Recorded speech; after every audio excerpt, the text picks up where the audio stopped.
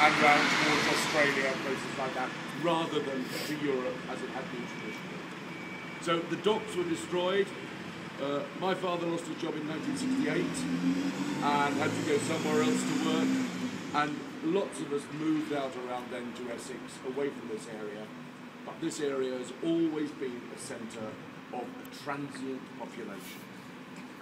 The docks meant that in the old wooden ships in the 1600s would sail away from here, and they go off and they take, say, 50 men aboard, and those crew would go with them. On the way out to wherever they were going, one might die of scurvy, one might fall overboard, one might mutiny and be hanged, another one will arrive in the port somewhere in the Far East or in the West Indies or in the Americas and meet a local girl and fall in love with her and marry her.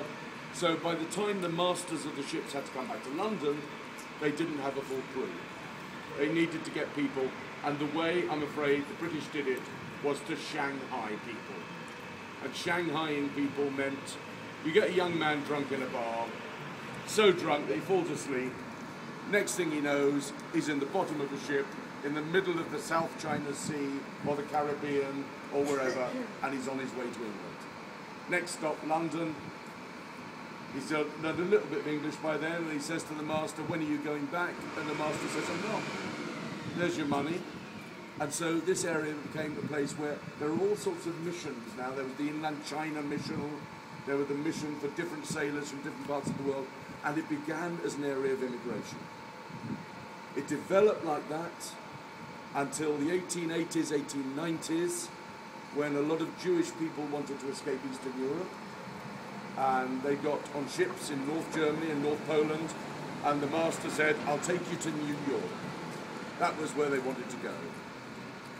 The master then came into port after what seemed a long time, and these people asked him, probably in Yiddish because they wouldn't speak anything else, and they said, "Is this New York?" And he said, "Yes." And they were in London. So a lot of them got dumped off in London, and the whole of this east end of it became a very big, when I was growing up, it was a very big Jewish area. Then they assimilated.